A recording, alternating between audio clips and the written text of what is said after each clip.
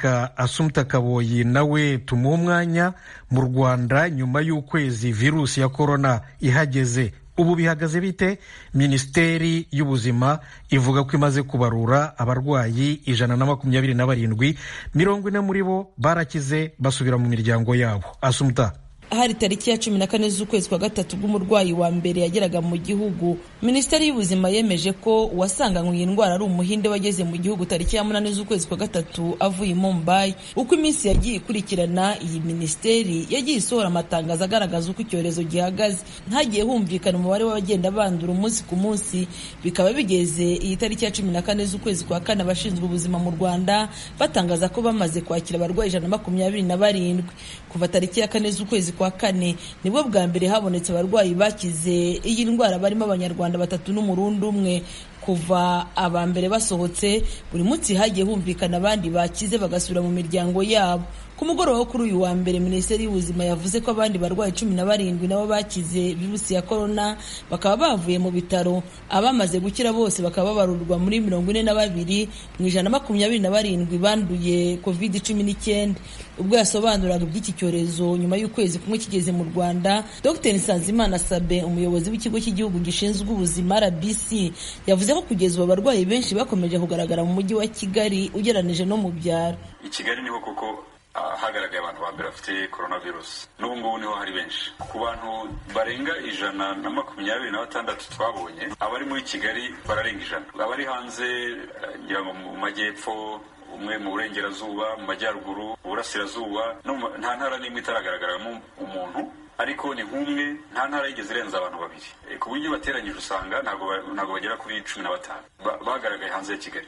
Bikagaragaza yuko rero icyorezo koko kibasiye i Kigali ku mpamvu z'uko cyaturutse hanze. Abakizanye benshi babaga baje banyuze ku nzira y'ikibuga cy'indege, abenshi babaga batuye i Kigali, ni naho bakorera imirimo, nabo bahuye benshi, urumva ko bahuye nabo begeranye. Mu rwego rwo guhangana n'iki cyorezo, Leta y'u Rwanda yashyizeho amabwiriza yagombaga kumara ibyumweru 2 abuza abantu kuva mu ngo zabo. Amabwiriza ya mbere yaheraga tariki ya 21 z'ukwezi kwa gatatu yaje gusoza tariki ya 4 z'uku kwezi. Leta yongera indi minsi 15 yo kuguma mu rugo, nayo izarangira tariki ya 19 z'uku kwezi kwa kane. Aya mabwiriza ya kabiri yaje gushimangira ya mbere yabuzaga abantu gusohoka mu ngo, gufunga amaduka, guhagarika gutwara abagenzi kuri moto, guhagarika ingendo zijya mu mijyi no mu turere tw'u Rwanda, ndetse no gufunga imipaka yose. Benshi mu bagiye kumara ukwezi mu ngo zabo baribaza niba kuri iki cyumweru bashobora kumva inkuru nziza ibemerera gusubira mu mirimo yabo inyuranye. Ubutumwa bwaraye butanzwe kuri televiziyo y'igihugu n'umuyobozi wa RBC bongeye gushimangira ko iki gihe kitaragera. Iyo umwe agaragayeho, ubwo nawe afungura umuryango w'abandi bamushamikiyeho. Ubu rero urugamba ruracyakomeje, nubwo hari ishusho nziza itwereka yuko abaturukaga hanze, virusi ubundi yaturutse ku bantu bari bavuye mu bihugu yari irimo binjira mu gihugu.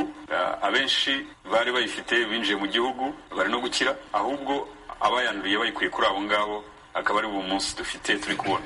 Igihe rero tuzaba turangije abo bayanduriye aha nabo bashobora kuba baranduje, tuzaba tuvuga ngo turi kwerekeza aho coronavirus tuyitsinda mu gihugu cyacu. Naho rero duhagaze. Umunsi tuzabona ririya tangazo risohotse, umunsi umwe ukurikira basanga twapimye abantu 1000 bingahe, nta numwe twabonye. Izaba ari inkuru nziza. Nubwo izi ngamba zo kuguma mu rugo hari benshi zigenda zica intege, Minisiteri y'Ubuzima isobanura ko kuguma mu rugo ari bwo buryo butanga icyizere bwonyine bwo guhagarika ikwirakwizwa rya COVID-19.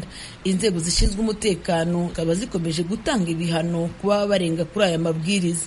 Assumpta Kaboyi, Ijwi ry'Amerika, i Kigali. Mu Rwanda, urwego rw'abanyamakuru bigenzura RMC mu magambo ahinnye ntiruvuga rumwe na bamwe mu banyamakuru ku itangazo uru rwego rwaraye rushyize ahagaragara rusaba abanyamakuru kwitwararika muri ibi bihe bidasanzwe isi yose n'u Rwanda bugarijwe n'icyorezo COVID-19.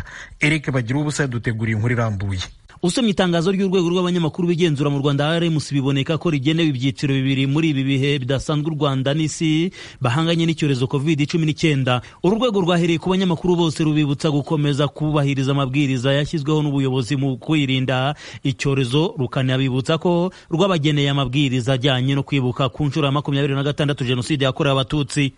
Muri iri tangazo RMC irabuza abanyamakuru kutitabira ibikorwa bazi ko bibujijwe, kabone naho babihamagarwamo bagiye gutara gusakaza amakuru.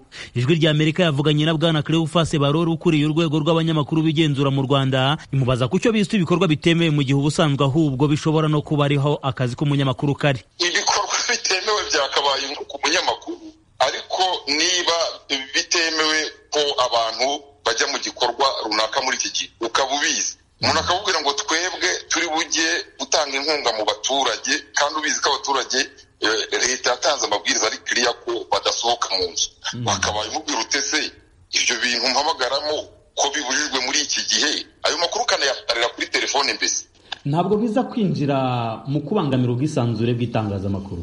Nta na rimwe dushobora kubangamira ubwisanzure bw'itangazamakuru. Hanyuma muri iki gihe bifashishije uburyo bunyuranye bw'iyakure telefone nk'uko mpamagaye. Hari umubare utari muto w'abanyamakuru mu Rwanda banenga bivuye inyuma itangazo ry'urwego rw'abanyamakuru bigenzura RMC. Bwana Theogene Manirakiza ni umuyobozi w'ikinyamakuru Ukwezi gikorera kuri murandasi. Umunyamakuru ntabwo ajya mu bikorwa kubera ko byemewe, ahubwo umunyamakuru azego bireba yuko ibyo bikorwa bitemewe hari abari kubikora, kuko na kenshi polisi cyangwa se inzego zindi z'umutekano n'inzego z'ubuyobozi zikemura ibibazo kuko byagaragajwe n'itangazamakuru ari ibikorwa bitemewe byakozwe n'abaturage.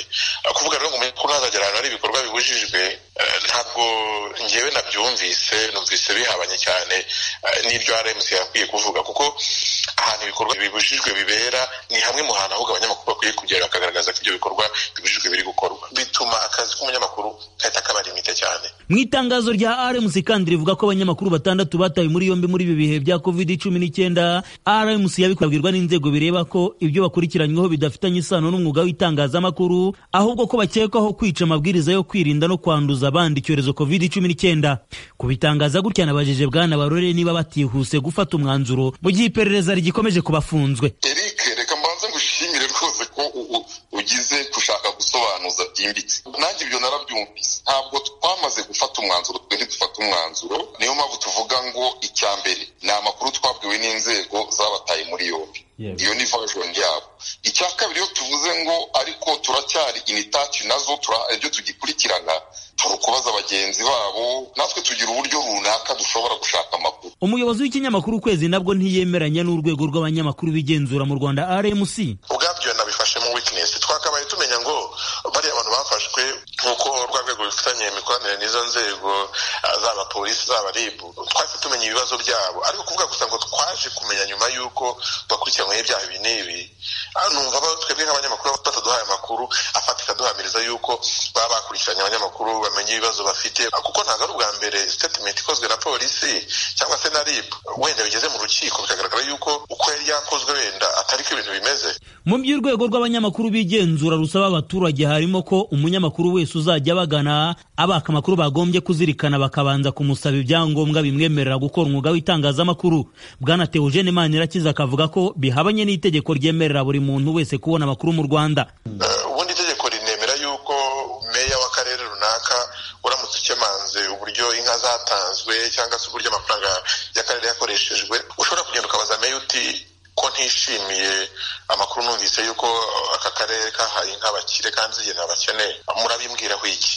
Yakagusobanurira bitabaye ngombwa ko kubaza ngo wowe kuri umuhinzi kuri umwarimu ubibajije, kandi ntabwo kuba atari abanyamakuru bwabyo yakwiye gutuma amwima ayo makuru mu gihe byose bigaragara ko ari amakuru agenewe rubanda. Iyo bigeze rero bivuga ngo buri muturage ujya gutunga umuntu mikoro cyangwa se rikoda abanza kubwire ngo nyereka ikarita, ni bishyashya, navuga ngo wenda itangazamakuru rivuguruye wenda twaba tugiye kwinjiramo. Kuri iyi ngingo nayo umukuru wa RMC akavuga ko mu kuyitekerezaho batahonyoye itegeko ryemerera buri wese kubona amakuru. Itegeko ryemerera umuntu wese kubona amakuru ntabwo twarikandagiye, turarizi, turanaryubaha, turanaryubahiriza, ariko uburyo bwo gusaba amakuru no kuyahabwa bugira inzira bunyuramo. Umunyamakuru agira uko agenda, ushakashatse umunyeshuri urimo gukora memoire nawe akenera amakuru, nawe agira uko agenda akibwira bagiye gusaba amakuru n'icyo azayakoresha.